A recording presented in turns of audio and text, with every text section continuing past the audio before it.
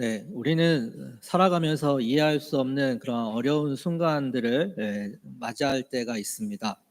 그 시련과 아픔 가운데 찾아오는 그 고통과 고난으로 인하여 내가 과연 무엇을 이렇게 잘못했길래 하나님은 도대체 왜 이러실까라고 하는 그런 마음의 탄식을 내뱉는 경우가 있습니다.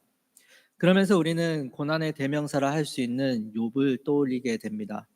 오늘 본문의 말씀에 나오는 욥은 우리의 상식으로 고난을 받을 만한 사람이 아니었습니다. 이 욥을 향해 성경에서는 이렇게 말씀하고 있습니다. 욥기 1장 1절입니다. 우스땅의 욥이라 불리는 사람이 있었는데 그 사람은 온전하고 정직하여 하나님을 경외하며 악에서 떠난 자더라. 또한 하나님께서도 욥에 대해서 이렇게 말씀하십니다. 욥기 1장 8절입니다. 여호와께서 사탄에게 이르시되 내가 내 종 욥을 주의하여 보았느냐 그와 같이 온전하고 정직하여 하나님을 경외하며 악에서 떠난 자는 세상에 없느니라. 욥은 신앙이 좋은 사람이었습니다. 그 신앙이 얼마나 좋았냐면 그의 아들들이 자신의 생일에 각각 자기 집에서 잔치를 베풀고 그렇게 먹고 마신 후에는 항상 잔치가 끝나면 아침 일찍 일어나서 자신의 아들들 한 명 한 명을 불러서 번제를 드렸다라고 합니다. 번제를 드린 이유가 혹시 잔치를 하면서 먹고 마시는 중에 자신들도 모르게 죄를 짓고 마음으로는 하나님을 저주하지 않았을까 하는 그런 마음에 그렇게 했다라고 합니다. 욥은 항상 그렇게 했다고 합니다.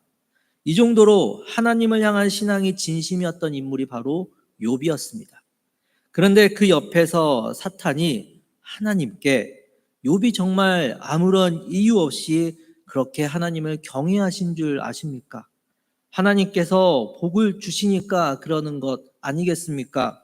만약 욥이 가지고 있는 그 소유물을 다 치시면 아마 욥은 하나님을 분명 욕하고 저주할 겁니다. 그렇게 욥의 신앙을 깎아내립니다. 그러면 하나님께서는 이 사탄의 말을 듣고 어떻게 해야 하겠습니까? 네가 뭘 알아? 쓸데없는 소리 할 거면 그냥 저리 가 하고 그렇게 대꾸해야 되지 않겠습니까? 신앙 좋은 욥이잖아요. 그런데 하나님은 그 말에 동조를 한단 말이죠. 좋다. 네 말대로 그의 소유물을 다 네 마음대로 한번 해봐. 대신 욥만은 건들지 마. 이렇게 얘기를 한단 말이에요. 그리고 사탄은 욥의 자녀들과 재산을 다 잃게 만듭니다. 자식을 잃었다라는 것은 하루아침에 모든 것을 다 잃었다는 것과 다를 바가 없습니다. 다른 사람도 아니고 하나님 앞에서 정직하게 살았던 욥에게 이런 일이 벌어졌다는 겁니다. 그러면 욥은 그 슬픔을 이기지 못한 채 어떻게 해야 되겠습니까? 우리라면 도대체 왜 이러십니까? 제가 무슨 잘못을 했길래 그러십니까? 라고 원망의 소리를 내뱉은 게 당연하지 않겠습니까? 그런데 욥은 그렇게 하지 않았다는 겁니다. 욥기 1장 20절에서 22절을 보면 이렇게 고백합니다. 욥이 일어나 겉옷을 찢고 머리털을 밀고 땅에 엎드려 예배하며 이르되 내가 모태에서 알몸으로 나왔사온즉 또한 알몸이 그리로 돌아가올지라 주신 이도 여호와시요 거두신 이도 여호와시오니 여호와의 이름이 찬송을 받을지이다 하고 이 모든 일에 욥이 범죄하지 아니하고 하나님을 향하여 원망하지 아니하니라. 욥은 자식을 잃었습니다. 가슴이 무너지고 모든 것을 다 잃은 것처럼 절망과도 같은 그 순간을 맞이했습니다. 그러나 하나님께 원망하지 않았다는 겁니다. 오히려 그 순간 하나님의 주권을 인정했다라는 겁니다. 어느 누가 이런 믿음을 보일 수 있겠습니까? 그렇게 어려운 일 당해도 하나님을 원망하고 욕하지 않은 욥의 신앙을 하나님은 칭찬하셨단 말이죠. 그러자 사탄은 이번에 하나님께 그의 뼈와 살을 치면 반드시 하나님을 욕할 것이라고 합니다. 하나님은 사탄에게 다시 한번 그 일을 하도록 허락하십니다. 욥은 발끝부터 정수리까지 종기로 인하여 큰 고통을 겪게 됩니다. 어려운 일이나 불행이 겹쳐 일어날 때 우리는 설상가상이라는 말을 사용합니다. 자식과 재산을 잃은 슬픔이 채 가시기도 전에 욥은 발끝에서부터 정수리까지 종기가 나서 고통을 당하고 있습니다. 이런 설상가상, 이런 상황에서 그와 함께한 욥의 아내는 더 이상 이 상황이 견디기 힘들어 욥에게 차라리 하나님을 욕하고 죽어라고 하며 죽어라 하며 그의 안타까운 심정을 내뱉습니다. 충분히 그 심정이 이해가 됩니다. 그런데 욥은 자신의 아내에게 또 이렇게 얘기하죠. 너가 어리석은 말을 하고 있다.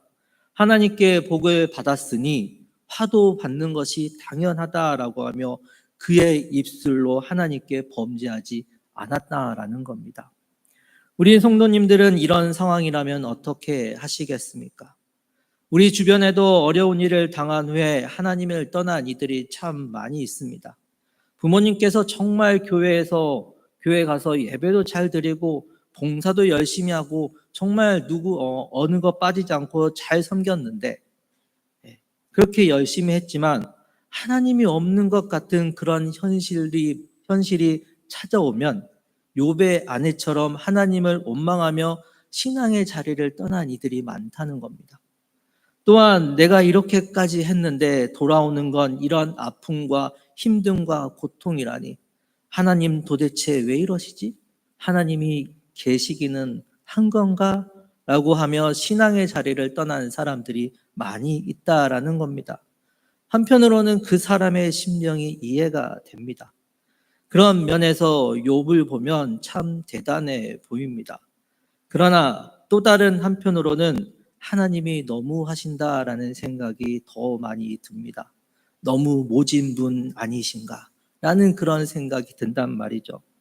그렇다면 하나님은 그렇게 보기에 신앙 좋은 이 욥에게 왜 이런 고난을 주셨을까요? 이런 시련과 아픔 가운데서 사탄의 말처럼 욥의 신앙이 궁금해서 이 같은 일을 하게 하셨을까요? 만약 그런 이유였다면 과연 이 세상을 창조하시고 주관하시는 그 하나님이라 우리는 말할 수 있을까요? 저는 오늘 본문의 말씀을 통해서 하나님이 왜 이러셨을까라고 묵상을 해보게 되었습니다. 고통 가운데 있는 욥을 위로하기 위해 찾아온 세 명의 친구들은 이 모든 일이 욥의 잘못된 행동에서 비롯되었음을 지적하며 욥에게 회개할 것을 충고합니다. 그러나 욥은 그들의 말에 자신의 의로움에 대한 정당성을 변론합니다. 그런 욥에게 하나님이 찾아오십니다. 그리고 하나님이 어떤 하나님이신지 하나님의 전지전능하심에 대해 욥에게 하나님은 38장에서부터 41장을 통하여 쭉 말씀하십니다. 그리고 하나님의 이 말씀을 통하여 욥은 하나님이 왜 이토록 자신에게 이런 고통과 고난을 주셨는지 깨닫게 됐다라는 겁니다. 우리 오늘 본문의 말씀인 욥기 42장 5절의 말씀을 다시 한번 한 목소리로 읽겠습니다. 42장 5절입니다. 시작. 내가 주께 대하여 귀로 듣기만 하였사오나 이제는 눈으로 주를 배옵나이다. 네. 욥은 내가 주께 대하여 귀로 듣기만 했다라고 고백합니다. 즉 욥은 부모에게로부터 또 주변 사람들로부터 하나님에 관하여 듣고 또 들은 대로 믿고 의롭게 살려고 노력했던 사람이었습니다.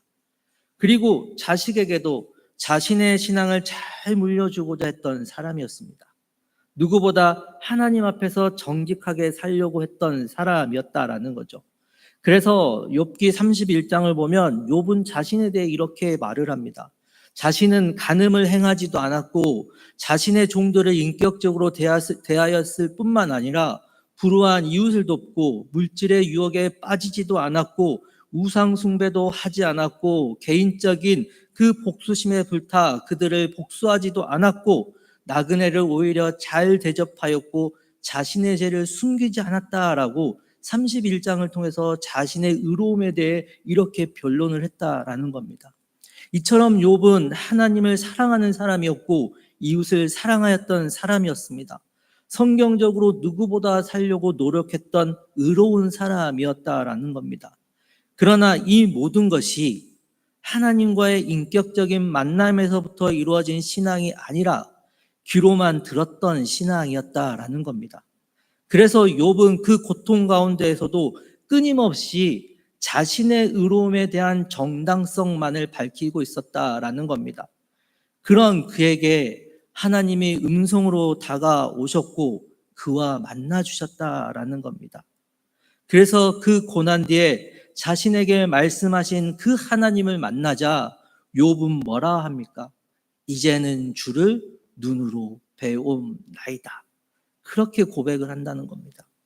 그리고 욥은 하나님 앞에서 회개합니다. 우리 6절의 말씀을 함께 읽겠습니다. 6절의 말씀입니다. 시작. 그러므로 내가 스스로 거두어 드리고 티끌과 제 가운데서 회개하나이다. 바로 하나님을 눈으로 보게 되자 자신은 의로운 존재가 아닌 하나님 앞에 죄인이라는 사실을 알게 되었다라는 겁니다. 바로 자신이 하나님 앞에서 어떤 존재인지 깨달았다는 겁니다.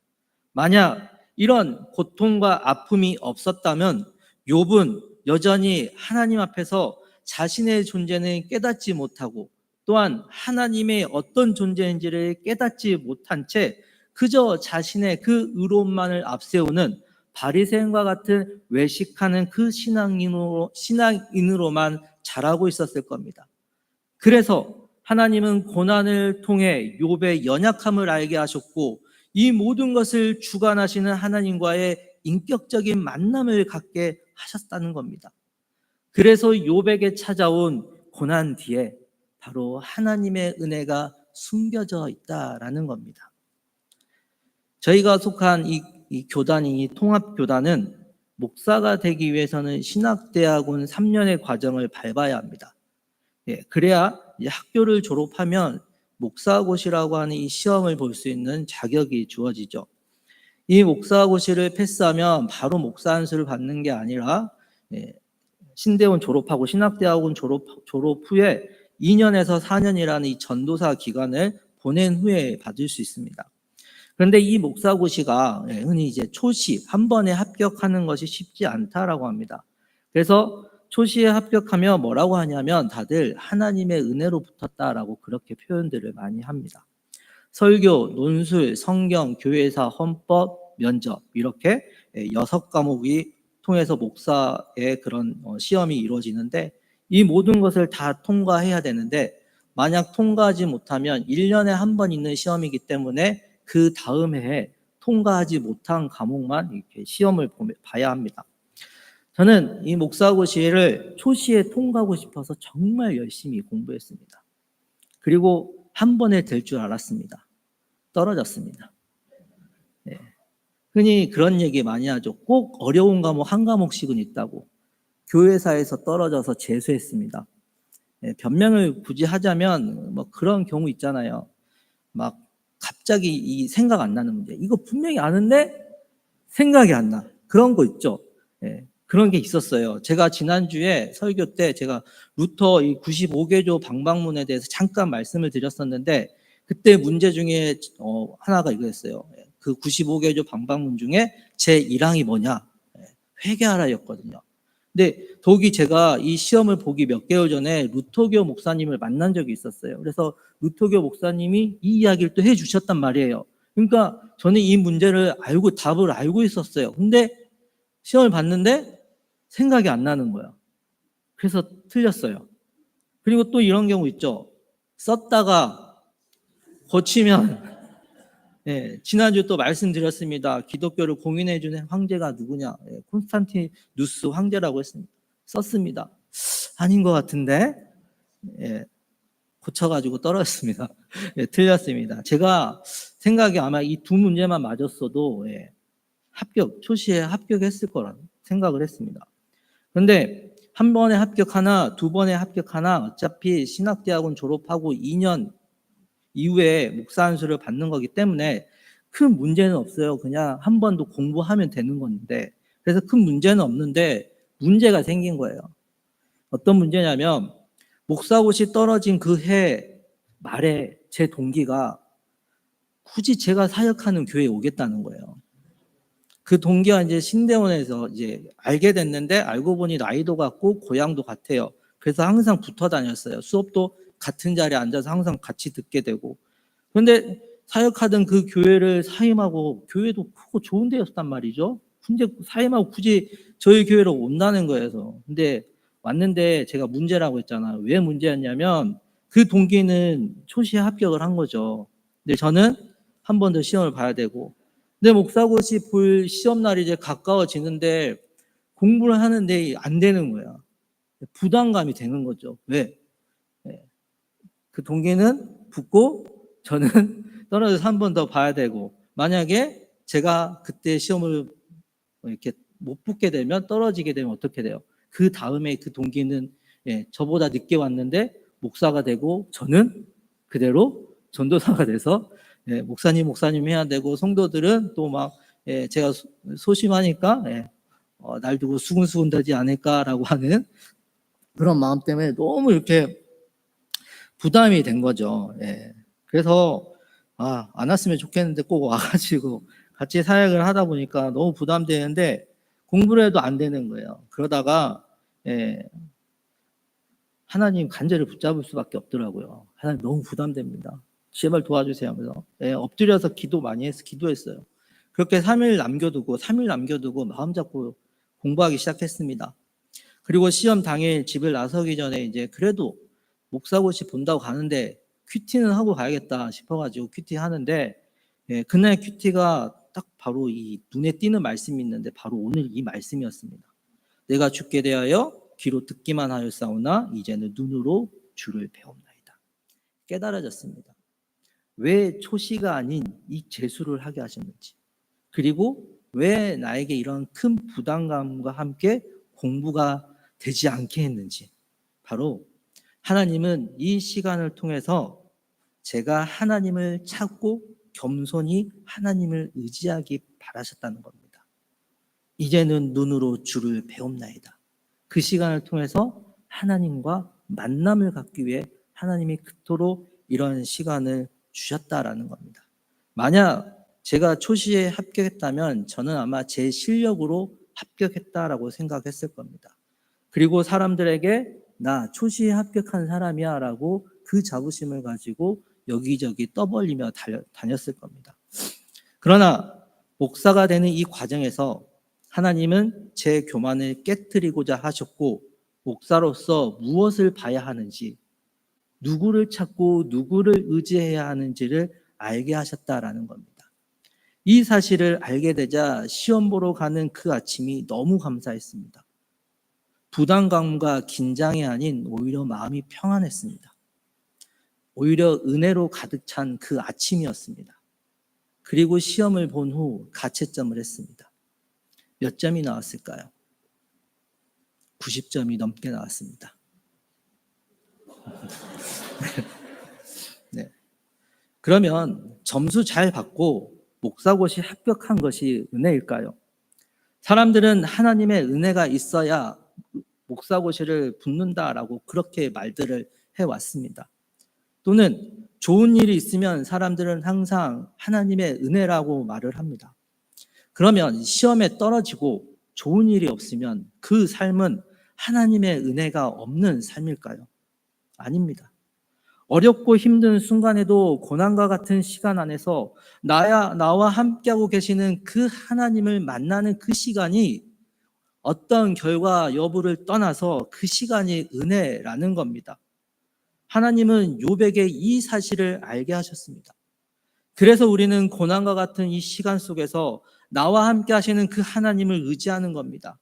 그때 그 하나님을 만날 수 있고, 나를 만나주시는 그 하나님의 뜻을 깨달아 그 안에서 하나님께서 베풀어 주신 그 은혜를 누리며 살아갈 수 있다라는 겁니다.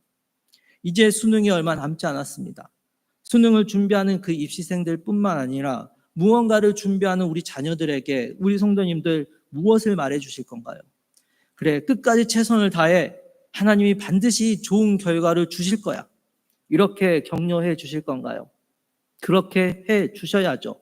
응원이 되고 힘이 되는 말입니다. 그러나 거기서 끝내지 마시고 이 어려운 순간에 하나님은 너와 함께 하시고 너를 만나고 싶어 하셔. 그러니 이 힘든 시간 그 하나님을 먼저 찾고 의지하는 너의 삶이 되었으면 좋겠어. 거기서 하나님이 주시는 은혜를 발견하게 될 거야 라는 이런 응원의 말을 함께 해 주셔야 하지 않을까요? 사랑하는 호산나교회 성도님들, 우리는 이해할 수 없는 아픔과 고통, 힘든 시간, 그렇게 고난이 찾아올 때가 있습니다. 한 번에 끝나지 않고 욕과 같이 연속해서 찾아올 때도 있고, 숨 좀 쉬려고 하니 또다시 찾아올 때도 있습니다. 호사 다말한 말처럼 좋은 뒤에 힘든 순간, 어려운 순간, 고난의 순간이 찾아올 때가 있습니다. 그 고난으로 인하여 좌절하고 낙담하고 절망하게 됩니다. 우리에게 왜 이런 일이 일어났는지 다 알 수 없으나, 그러나 분명한 건 하나님은 그 시간을 통해서 우리에게 은혜를 부어주시고자 하신다라는 겁니다. 우리를 바라보시고 계시고 욥에게 말씀하신 바와 같이 우리에게 말씀하시며 인격적으로 만나기를 원하신다라는 겁니다. 그 순간 욥이 하나님 앞에 자신이 어떤 존재인지를 깨달았던 것처럼 우리 또한 하나님 앞에서 어떤 존재인지를 깨달아 그 하나님과 더욱더 인격적인 만남을 가지며 하나님이 주시는 그 은혜를 누리며 살아갈 수 있다라는 겁니다. 그렇게 우리를 빚어가시며 고난 뒤에 숨겨진 하나님의 은혜를 보게 하시는 분이 바로 우리가 믿고 의지하는 그 하나님이라는 사실을 잊지 마시기 바랍니다. 그러니 그 고난 앞에서 좌절하고 낙담하지 마시고 넘어지지 마십시오. 그 고난의 경주 앞에서 모든 것을 견디고 인내하십시오. 제 아들이 어젯밤에 눈이 아프다고 저에게 찾아왔습니다. 어떻게 아프냐고 했더니 제 아들이 이렇게 얘기합니다. 그대로 말씀드리면 매운 거 먹고 나서 똥꼬 아픈 것처럼 아프다고 그렇게 표현했습니다. 너무 사실적으로 표현해 주었습니다. 왜 이렇게 아팠냐면 그 코가 막혀서 이렇게 뭐 바르잖아요. 좀 시원하잖아요. 그걸 만지고 눈을 비벼가지고 아시겠죠? 왜 이런 표현을 했는지. 하나님 앞에 아픔과 고통이 있으면 그 하나님 앞에 마음껏 표현하십시오. 그렇게 하나님을 의지하십시오. 그때 고난 뒤에 나를 만나주시는 하나님의 은혜를 발견하게 되실 겁니다.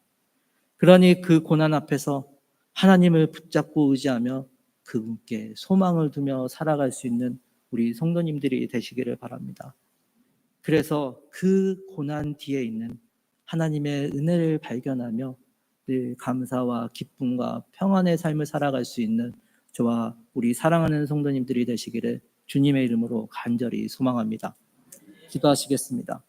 사랑과 은혜가 풍성하신 하나님 아버지, 우리는 살면서 이해할 수 없는 순간을 맞이할 때가 있습니다.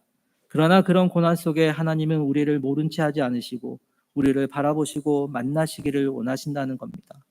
이 아픔과 고난 앞에서 좌절하지 않고 낙담하지 않고 절망하지 않고 나와 만나기를 원하시며 하나님을 찾고 그 하나님을 만날 수 있는 그런 우리의 삶, 은혜로운 삶이 되게 하여 주시옵소서. 입시를 앞두고 취업을 준비하는 자녀들 또한 이 시간이 힘든 시간일지 모르나 그 안에서 함께 하시는 하나님을 만날 수 있는 시간 되게 하여 주시고 그렇게 고난 뒤에 숨겨져 있는 그 은혜, 하나님의 은혜를 누리며 살아갈 수 있게 하여 주시옵소서. 감사드리오며 우리를 언제나 찾고 만나시며 은혜 베푸시기를 원하시는 예수 그리스도의 이름으로 기도드립니다. 아멘.